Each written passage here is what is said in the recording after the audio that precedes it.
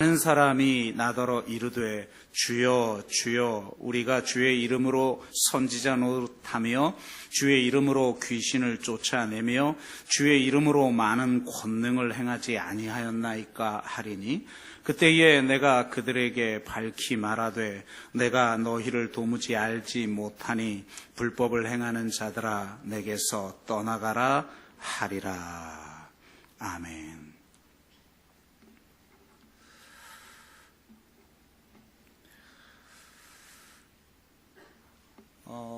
아프리카 꿀벌 중에 이 강력한 독침을 가지고 있는 벌이 있다고 합니다. 얼마나 강렬한지 곰이나 사자도 한번 쏘이게 되면 즉사하는 그런 독을 가진 벌인데요. 그래서 어떤 동물도 그들의 꿀을 훔쳐갈 수 없었다고 합니다. 그런데 유일하게 어떤 곤충만이 싸움벌들이 지키고 있는 대오 사이를 유유히 지나 이 벌집으로 들어가서 꿀을 훔쳐 먹는다고 합니다.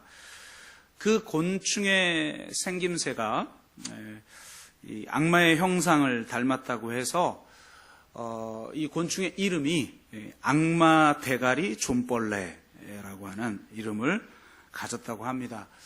참 그 듣는 악마 대가리 존벌레 굉장히 기분 나쁘겠어요. 왜 그렇게 또 이름을 우리 마음대로 짓는지. 어쨌든 어떻게 그 꿀을 그렇게 유유히 훔쳐 먹을 수 있을까? 이 곤충학자들이 조사를 했더니 이 악마 대가리 존벌레는 여왕벌이 춤을 출 때 내는 음파와 똑같은 소리를 낸다고 합니다. 그래서 날개를 비벼내는 이 음파가 여왕벌의 그것과 똑같아서 벌집을 지키고 있는 벌들이 여왕벌이 온 줄 알고 자리를 비겨준다는 겁니다. 그래서 유유히 들어가서 꿀을 훔쳐낸다고 하죠. 어쩌면 거짓 선지자들은 이렇게 마치 진리를 말하는 것처럼 선포를 하지만 결국 노략질하는 일에 불과한 것을 우리는 보게 됩니다. 오늘날 거짓 선지자들은 대부분 이단들이겠죠.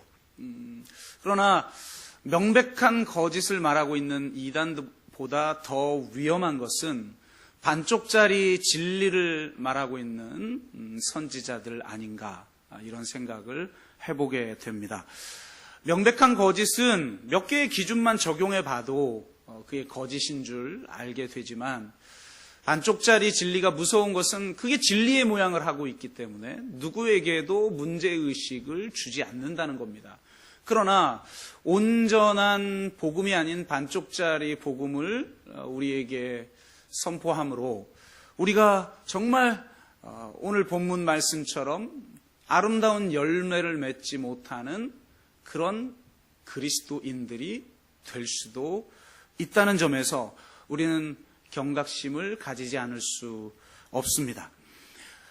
우리를 위해서 피 흘려 죽으신 구세주 되시는 예수 그리스도에 대해서는 선포하지만 정말 그분의 말씀대로 살지 아니하면 매섭게 심판하는 공의의 하나님은 선포하지 아니하고 우리의 왕과 우리의 주가 되시는 그분 앞에서 우리가 두렵고 떨림으로 구원을 이루어야 하는 복음에 대해서는 선포하지 않는다는 겁니다. 예수 믿고 나중에 죽어서 천국 가는 복음에 대해서는 선포하지만 지금 여기에서 천국을 이루어내야만 하는 그런 복음에 대해서는 선포하지 않는 한국교회로 인해서 한국교회가 하나님 나라의 능력을 잃어버린 것이 아닌가라는 문제의식을 가지지 않을 수 없습니다. 성경에서 온전한 열매를 맺기 위해서는 이 온전한 복음을 우리가 바로 이해해야 하죠. 그리고 그 온전한 복음을 바로 이해하고 그 말씀대로 살아내서 열매를 맺지 아니하면 안 되는 그런 삶을 우리가 살아야 함을 보여주고 있는데요. 거짓 선지자를 분별하는 법도 열매라고 성경은 이야기하고 있습니다. 그래서 거짓 선지자의 이야기로 시작하지만 궁극적으로는 하나님 나라 백성이 살아야 될 삶이라는 것은 아름다운 열매를 맺는 삶임을 보여주고 있는 것이죠. 그저 믿기만 하면 되는 게 아니라는 것을 성경은 분명하게 보여주고 있는 것입니다. 그런 면에서 사실은 아주 부담스러운 본문 말씀인데요. 어쩌면 신약 성경에서 가장 부담스러운 본문이기도 합니다. 그리고 설교자들은 웬만하면 이런 설교 안 하고 싶은 그런 설교 본문이 우리 순서에 따라 걸렸는데요. 그럼에도 불구하고 이 온전한 복음을 우리가 알지 못할 때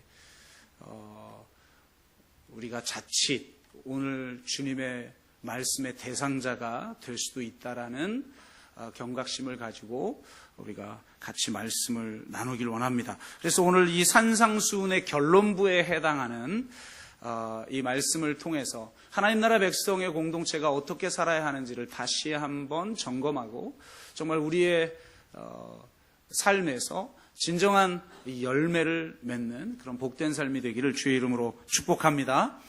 산상수훈 참 쉽지 않아요. 예. 근데 이번 주면 끝납니다. 그러면 조금은 좀 편안하게 말씀을 나눌 수 있는 그런 본문들도 많이 나오게 되는데요. 어쨌든 예수님의 삶에 대해서 나눈 것 자체가 부담스러운 내용이죠. 그냥 예수님의 삶 상관없이 그냥 십자가에 죽고 부활하는 것만 가르치면 되지 왜 복음서는 이렇게 길게 예수님이 사셔가지고 이렇게 부담스러운 말씀을 많이 하셨는지 모르겠어요. 주님은 오늘 본문에서 이렇게 분명하게 말씀하고 있습니다. 그들의 열매로 그들을 알지니 가시나무에서 포도를 또는 엉겅퀴에서 무화과나를 따겠느냐. 이와 같이 좋은 나무마다 아름다운 열매를 맺고 못된 나무가 나쁜 열매를 맺나니 좋은 나무가 나쁜 열매를 맺을 수 없고 못된 나무가 아름다운 열매를 맺을 수 없느니라. 아름다운 열매를 맺지 아니하는 나무마다 찍혀 불에 던져지느니라. 굉장히 무서운 말씀을 하고 있는데요. 이 말씀의 배경은 레위기서인데요. 레위기 6장 12, 13절을 보면 성전에 있는 번제단에 그 불을 꺼뜨리지 말라고 명령을 하십니다. 성전의 뜰에 제단과 물두멍 두 가지가 있잖아요. 그중에 그 제단의 그 불은 항상 태우고 있어야 된다는 거예요. 그래서 아침마다 나무를 그 위에 태우고 번제물을 그 위에 버려놓고 화목제의 기름을 그 위에 살을 찌며 이렇게 말씀하고 있죠. 여러분 번제단에 불을 꺼뜨리지 않는데 예를 들면 그 저녁부터 그 다음 날까지는 이게 이렇게 그냥 자는 거잖아요. 그런데 활활 태울 필요가 없죠. 그래서 저녁부터 그 다음날 아침까지는 이 불씨 형태로 수채 형태로 보존을 해놓다가 아침이 되면 이 불쏘시개 역할을 하는 나무들을 얹어 불을 태우는 거예요. 근데 이때 사용했던 나무가 열매 맺지 않는 무화과 나무였습니다.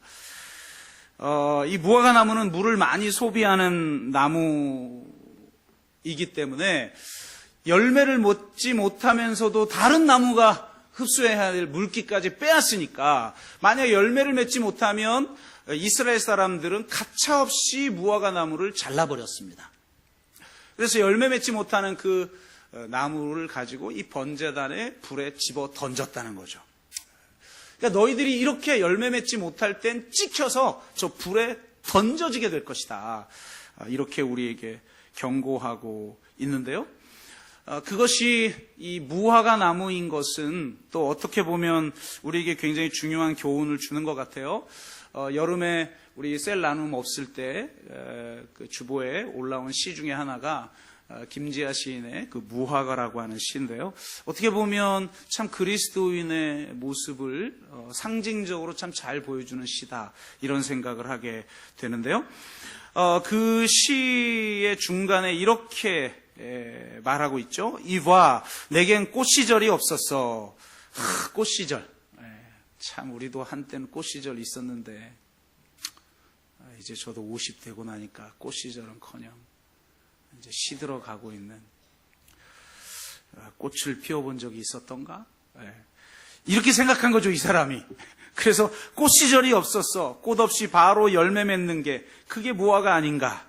어떤가? 친구하고 서로 대화하는 포맷이죠.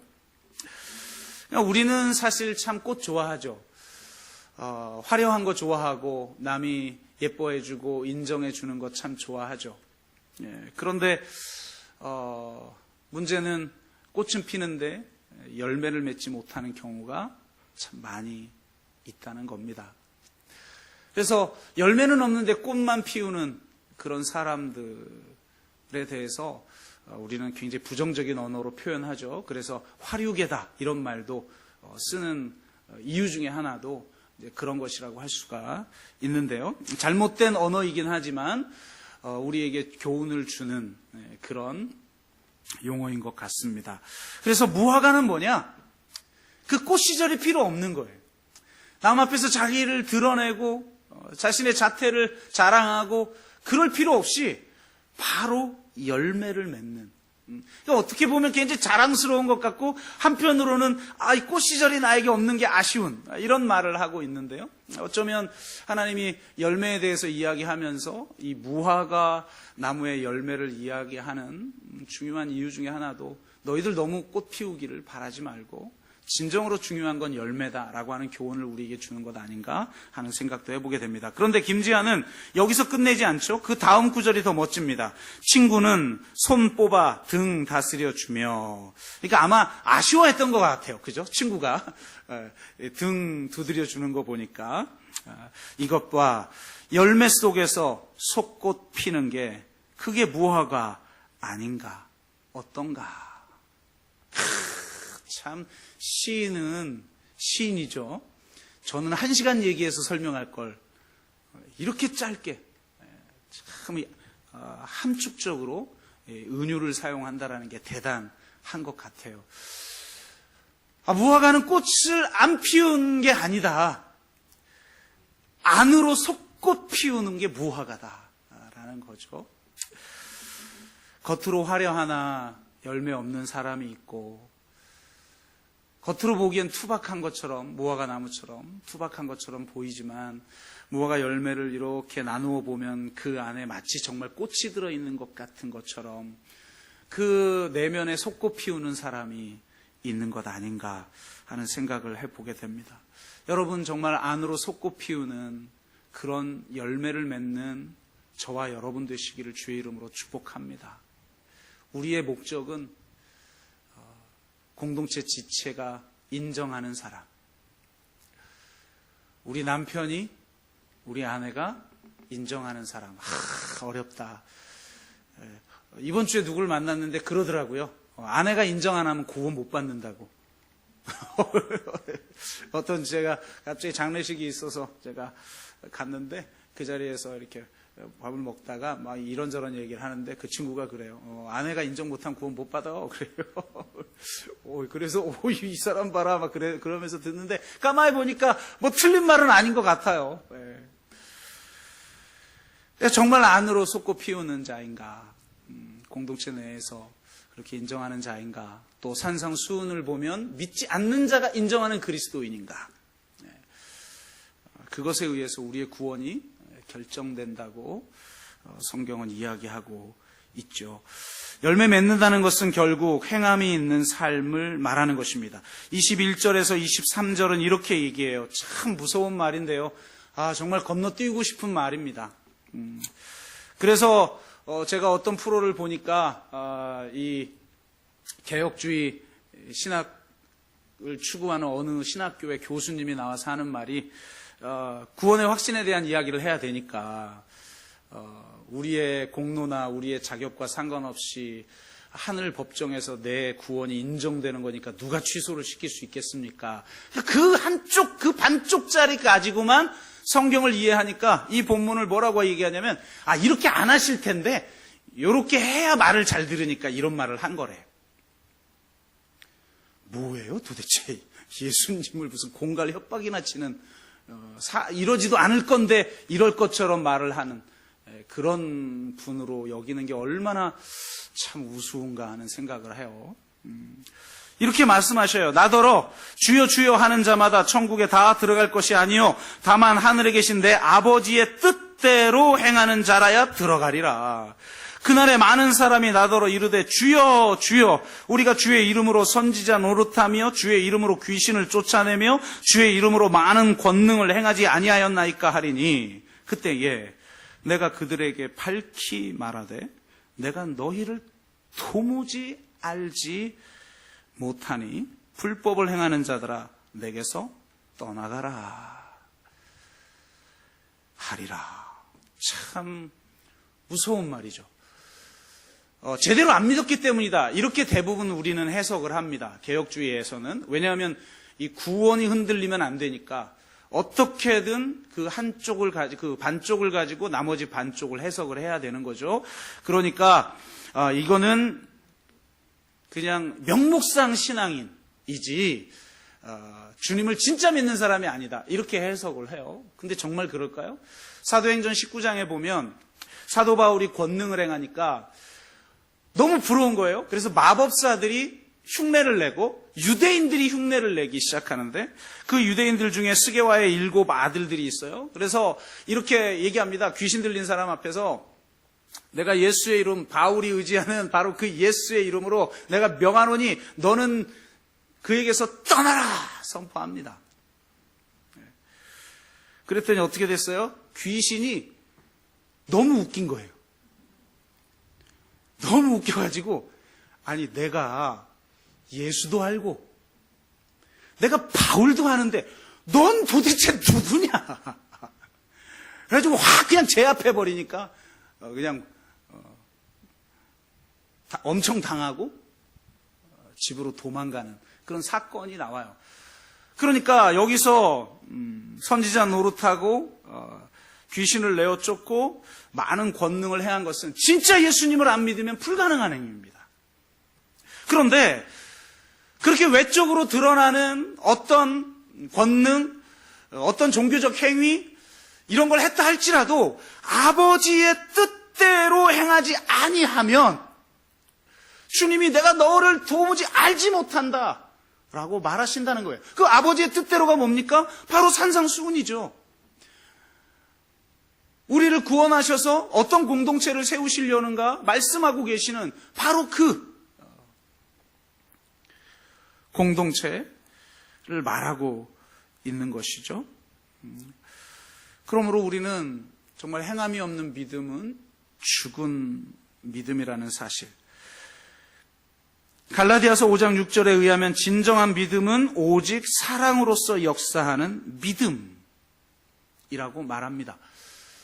믿음이 있다 하면서 사랑하지 못하는 건 가짜 믿음이고 보이는 사람을 사랑하지 못하면서 보이지 않는 하나님을 사랑한다는 것도 가짜라고 성경은 말하고 있습니다. 그러므로 우리는 그 어떤 것으로도 취소될 수 없는 나의 자격과 내 공로와 아무 상관없이 오직 은혜로 주어지는 이 십자가의 은혜를 선포해야 되는 동시에 두렵고 떨림으로 이 하나님의 준엄한 말씀 앞에 서야 하는 것입니다. 산상수훈의 공동체를 통해서 이 땅 가운데 하나님께 영광을 돌리지 못한다면 주님이 마지막 날 내가 너희를 도무지 알지 못하노니 내게서 떠나라 라고 말씀하실 수도 있다는 것입니다. 저와 여러분이 진정으로 이 산상수훈의 말씀대로 살아가는 복된 삶이 되기를 주의 이름으로 축복합니다. 산상수훈의 마지막은 오늘 우리가 좀 길어서 읽진 않았지만 반석 위에 집을 지으라는 비유의 말씀으로 끝납니다. 이것이 최종 결론이에요. 24절에서 27절 이 말씀을 하시고 산을 내려가십니다. 그러므로 누구든지 나의 이 말을 듣고 행하는 자, 뭐 입술만 번지르르하게 예수 그리스도 고백하고 그럼 소용없다는 거예요. 이 말을 듣고 행하는 자는 그 집을 반석 위에 지은 지혜로운 사람 같으리니 비가 내리고 창수가 나고 바람이 불어 그 집에 부딪히되 무너지지 아니하나니 이는 주추를 반석 위에 놓은 까닭이요 나의 이 말을 듣고 행하지 아니하는 자는 그 집을 모래 위에 지은 어리석은 사람 같으리니 비가 내리고 창수가 나고 바람이 불어 그 집에 부딪힘에 무너져 그 무너짐이 심하니라. 이게 산상수훈의 최종 결론인 것입니다. 이 말씀을 통해서도 우리가 말씀을 듣고 행하지 않으면 안 된다라는 것을 분명하게 보여주고 있습니다. 그런데 앞서 이 열매에 대한 이야기를 하시면서 아버지의 뜻대로 행하지 아니하면 내가 너희를 도무지 알지 못한다라고 말씀하시겠다라고 하는 강력한 말씀을 하시고 나서 왜 또 이 반석 위에 집은 집의 비유를 드시면서까지 동일한 메시지를 반복하시는 걸까? 혹 뭔가 강조점이 다른 메시지는 아닐까라는 생각으로 이 말씀을 묵상해 보면 그 강조점이 옮겨지고 있는 것을 볼 수가 있습니다. 이 비유의 핵심은 듣고 물론 행하는 거예요. 그건 중첩되는 주제예요. 그런데 이 비유의 핵심은 우리가 어떤 집을 짓느냐 보다 중요한 것이 어디에 집을 짓느냐에 있다는 거예요. 많은 사람들은 남들이 인정할 만한 그런 좋은 집 지으려고 하죠. 63빌딩 같은 집, 아니면 저 연희동에 있는 그런 집들, 거대한 집들. 또 어떤 사람은 겨우 기와집, 조그마한 기와집 하나, 어떤 사람은 겨우 초가집 하나, 이런 거밖에 짓지를 못하죠. 그러면 나보다 더 좋은 집을 보면 괜히 주눅 들고 또 내가 뭘 하며 살았나 이런 생각을 하는데, 진짜 중요한 건 너희가 어떤 집을 짓느냐가 아니라 어디에 집을 짓느냐. 아니 63빌딩을 짓고 궁중 같은 집을 지어봤자 모래 위에 그 집을 지으면 심판을 견딜 수 없다는 겁니다. 내가 초가집 같은 초라한 집, 내가 조그마한 그냥 집 하나 지었다 할지라도 반석 위에 지으면 그것은 무너지지 않으리라고 성경은 말하고 있는 거예요. 내 인생이라는 집을 지어가면서 나는 내 집의 기초는 도대체 무엇인가? 그것을 지금 돌아보라고 말씀하고 계시는 것입니다. 너는 돈 위에, 명예 위에, 인정 위에, 욕망 위에 집을 짓고 있느냐? 아니면 진정으로 반석 되신 하나님 위에, 우리를 위해서 십자가에서 죽으시고 부활하신 예수 그리스도 위에, 예수 그리스도에 대한 바른 신앙 위에 너는 집을 짓고 있느냐. 그러니까 우리가 정말 하나님의 뜻대로 행해야 돼요. 우리는, 여러분, 성경은 행위로 심판받는다고 돼 있지 성경 어디 구절에도 믿음으로 심판받는다는 구절이 없어요. 그런데 그 행위가 어떻게 가능하냐? 내 힘으로 되지 않는다는 거예요. 여러분, 내가 심판받는다고 오늘 이 무서운 설교를 듣고 집에 돌아가서 열심히 노력한다고 여러분이 아내한테 인정받을 것 같습니까? 남편한테 인정받을 것 같아요? 안 돼요. 우리는 그럴 수 없는 존재예요. 우리가 얼마나 연약하고 우리 안에 있는 그 깊은 죄성이 얼마나 강력한지 우리가 철저하게 내가 깨닫고 나를 바르게 진단하지 않으면 안 돼요. 내 힘으로 될 수 있는 게 아니에요. 그러면 우리는 그렇게 할 수는 없어. 그러니까 믿음으로 구원받아야, 이걸 둘을 분리시켜요.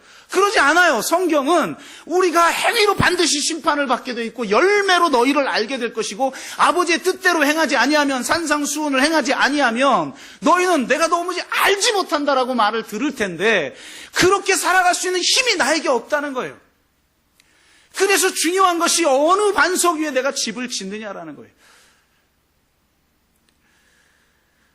그래서 어쩌면 앞에 이 비유로 두신 말씀처럼, 말씀은 열매를 강조하고 있죠. 열매로 할 것이다, 열매로. 그런데 거기서 뭐라고 말합니까? 좋은 나무가 좋은 열매를 맺고 나쁜 나무는 나쁜 열매를 맺는다는 거예요. 무슨 말이냐? 우리가 아름다운 열매를 맺는 방법은 내가 아름다운 나무가 되는 거예요. 내가 좋은 나무가 되는 거예요. 그런데 어떻게 우리가 될 수 있습니까? 안 되죠. 우리 힘으로는 내가 사랑했던 사람들 사랑할 수 없고 늘 실망만 시키는 그런 모습 아닙니까? 그런데 내가 예수 그리스도 안에 있을 때, 우리가 예수 그리스도의 접붙임을 당할 때 좋은 열매가 있는 줄로 믿습니다. 그래서 우리가 예수 그리스도를 제대로 믿어야 할 뿐만 아니라 날마다 그리스도 안에 있는 경건의 훈련을 해야 하는 거예요. 두렵고 떨림으로 우리의 구원을 이루어 가야 하는 거예요. 일주일 내내 하나님과 아무 상관없이 사는데 어떻게 열매를 맺을 수가 있습니까? 그리스도 안에 접붙임을 당해서 그분에게 공급받지 않고 어떻게 우리가 살아갈 수 있습니까? 내가 살고 내가 만나는 불신자들이 과연 나를 그리스도인으로 인정합니까? 그들이 인정 안 하면 구원 못 받는다고 성경에 돼 있잖아요. 그래서 그 장례식장에 그 친구가 그랬나 봐요. 부인이 인정 안 하면 구원 못 받는데. 깜짝 놀랐어요. 그 친구 신학생이, 목사가 그런 말을 해가지고. 참 무서운 말이죠. 그래서 진짜 제가 우리 아내를 나의 구원자로 여기고 제대로 섬겨야 되는데. 참.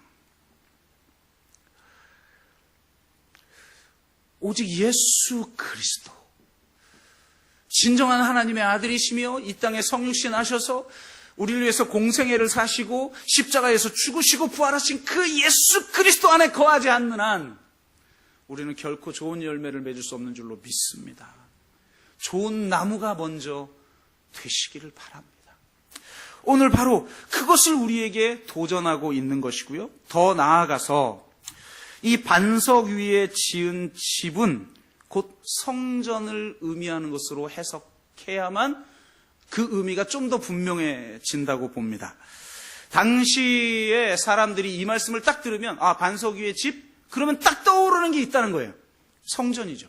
그 당시 유대인들은 이 예루살렘이 시온산이잖아요. 바위산이에요. 가보시면 알겠지만 이 바위산에 이게 그 성전이 지어져 있어요. 그래서 그 성전을 하나님의 집이라고 말을 했고 그 성전은 반석 위에 지은 집이라고 사람들이 불렀어요.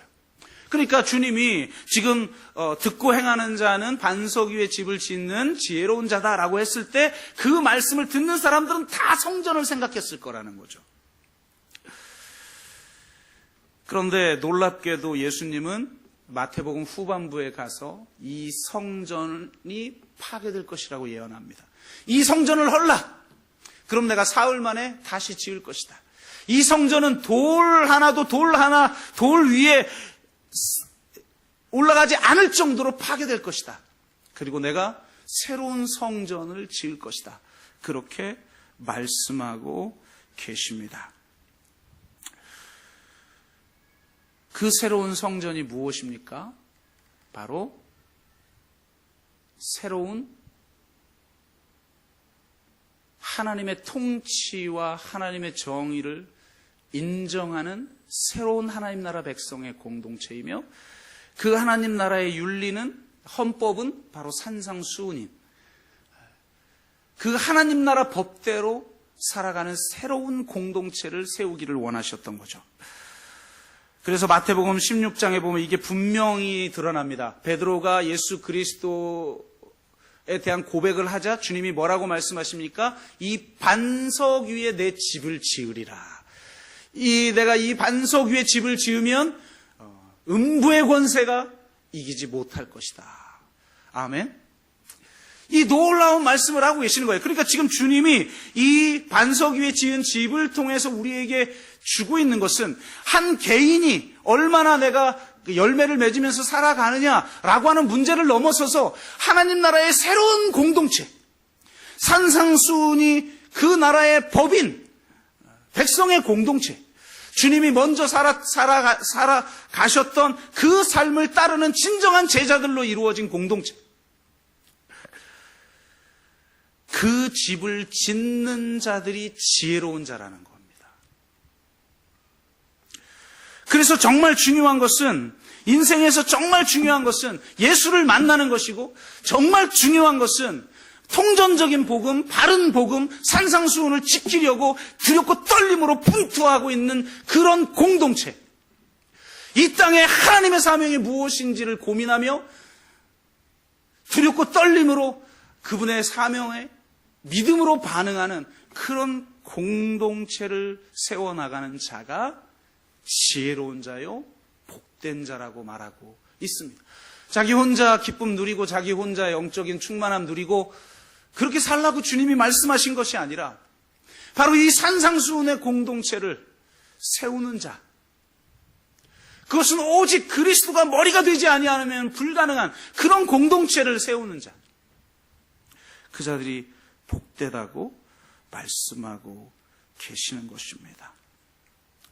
그래서 주님은 어쩌면 이 마지막 결론부에서 이렇게 말씀하고 계시는 줄도 모르겠습니다. 산상수훈을 온몸으로 살고 아버지의 뜻대로 행하는 자는 복이 있나니 천국이 저희 것입니다. 그 공동체를 세우는 자는 지혜로운 사람이다. 그렇게 우리에게 말씀하고 계십니다. 결론을 맺습니다. 예수 그리스도께서 하신 말씀을 행하지 아니하고 아버지의 뜻대로 행하지 아니하면 결단코 천국에 들어갈 수 없습니다. 이것은 협박이나 위협이 아닙니다. 하나님은 우리의 열매로 우리를 판단하십니다. 그렇다고 해서 이 산상수훈의 이 높은 윤리적 요구를 내가 행할 수 없다라고 자포자기해서는 안 됩니다. 그 무기력 속에 살아서는 안 됩니다. 내 힘으로 되는 것이 아니고 내 능으로 되는 것이 아닙니다. 오직 예수 그리스도의 십자가의 은혜와 성령의 능력으로 가능한 것입니다. 그래서 주님이 죽으셨고 그래서 주님이 우리에게 성령을 내리신 것입니다. 그렇게 했는데도 불가능하다고 하는 것은 복음이 아닙니다. 그리스도 안에 있을 때 우리가 아름다운 열매를 맺을 수가 있고 산상수훈을 온몸으로 살고 아버지의 뜻대로 행하는 공동체에 속할 때 우리는 열매 맺는 삶을 살아갈 수 있는 것입니다. 누구를 만나느냐, 어떤 공동체에 속하느냐가 우리의 구원을 결정하는 것입니다. 지난주 팔리 누온에 대한 이야기를 드리니까 우리 안성현 성도님이 어제 밴드에 보니까 그 사연을 이야기하시면서 영상을 하나 올려놨더라고요.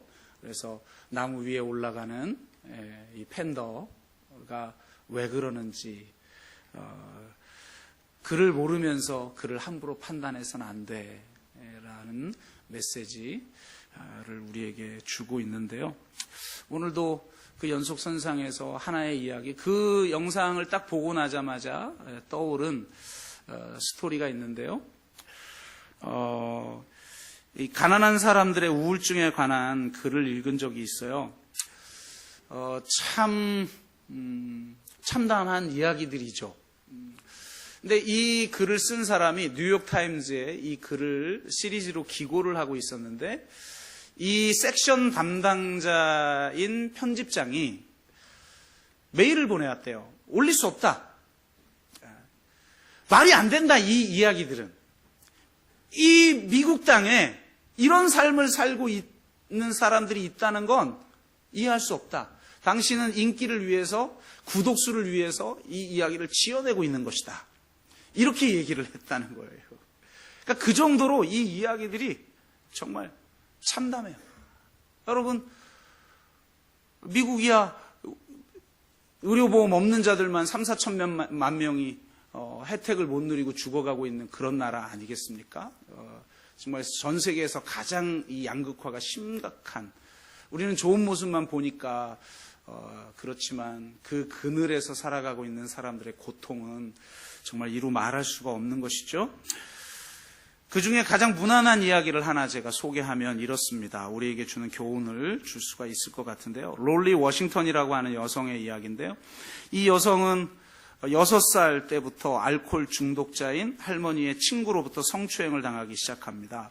이 어린 나이에 이 성추행을 당한 이 여인은 그 충격으로 말을 잊게 됩니다. 그래서 같은 학급에 있는 아이들이 이 아이는 언어장애자다, 이렇게 놀릴 정도로 말을 하지 않고 살았다고 그래요. 당연히 학대받는 아이들에게 나타나는 특징이 그녀에게도 나타났는데요. 참 피해자인데도 신기한 건 자기를 미워하고 사랑하지 못해요. 그래서 나는 가치 없는 존재고 나는 태어나지 말아야 할 존재라고 하는 이 사고방식에 완전히 사로잡혀 살아가요. 당연히 그런 정체성을 가지고 있으니 적절치 않은 관계들을 맺게 되고 그녀의 남자친구는 폭언과 폭행을 일삼았고 17살에 첫 아이를 낳은 뒤에야 가까스로 그에게서 벗어납니다. 하지만 몇 개월 후 다시 그녀의 친구의 집에서 친척들이 있음에도 불구하고 그는 강간을 당하게 되고 또 한 명의 아이를 낳게 됩니다. 참담한 삶을 살아갈 수밖에 없는 그녀가 탈출구로 생각한 것은 결혼이었습니다. 그런데 안타깝게도 주변의 강요로 결혼한 남편은 폭력적인 남편이었고 아이들을 학대하는 남편이었습니다. 욕하고 소리 지르고 때리고. 하지만 힘이 없어서 이 롤리는 자녀들을 방어해 줄 수가 없었습니다. 그러자 그녀는 아주 심각한 우울증 증상을 보이기 시작합니다. 밖에 나가지도 않고 먹지도 않으니까 몸무게는 줄고 시도 때도 없이 오열합니다. 그러던 어느 날 그녀는 문득 더 이상 이렇게 살아서는 안 되겠다는 생각을 합니다. 왜 그랬는지 모르겠지만. 그래서 뭔가 삶을 변화시켜야 되는데 그러려면 안 되겠다. 내가 가서 불임 수술을 해야겠다. 삶의 무게가 너무 큰 거예요. 28살의 나이인데 마약 중독에 걸린 언니의 2 자녀까지 합쳐서 11명의 자녀를 양육하고 있으니 이게 사는 게 아니겠죠? 그래서 그녀는 보건소에 가서 불임 수술을 하려고 갔다가 그곳에서 마침 진 미랜더를 만나게 되는데요. 많은 사람들은 자기가 심리학자이고 전문적인 지식을 가지면 성공하기 위해서 살아가죠. 그런데 이 진 미랜더는 이 땅에 있는 가난한 자들, 상처 입은 자들에 대한 부채의식을 가지고 있는 사람이었어요. 그래서 누구도 가지 않는 그런 가난한 지역의 보건소에서 그들을 치유하는 새로운 프로젝트를 진행하고 있던 차에 이 여인을 만난 거예요. 롤리를. 그가 불임 수술을 하려고 보건소에 오지 않았으면 결코 만날 수 없는 사람. 그러니까 누구를 만나느냐가 그의 인생을 바꾸는 거죠. 진 미란다를 만나 그의 인생이 바뀌어요.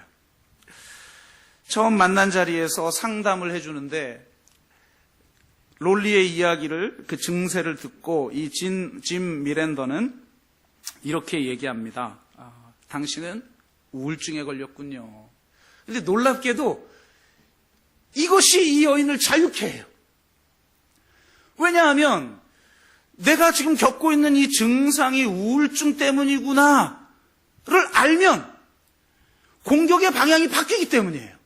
이전에는 이런 나에 대해서 미워하고 자기 자신을 괴롭히고 자기 자신을 미워하고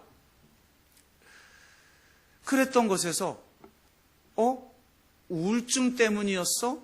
그러면서 자신의 성격과 자신의 존재가 이 질병과 분리가 일어나기 시작한 거예요.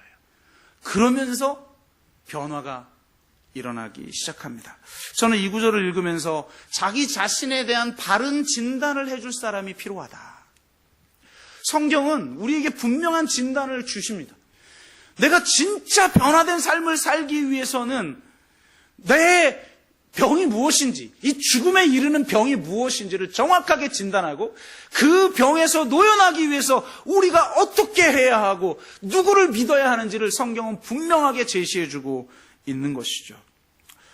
놀랍게 롤리는 그때부터 변화가 일어나기 시작해요. 내가 우울증이었어? 그럼 이 증세 때문에 나 자신을 미워하지 않아도, 나 자신을 학대하지 않아도 괜찮은 거야?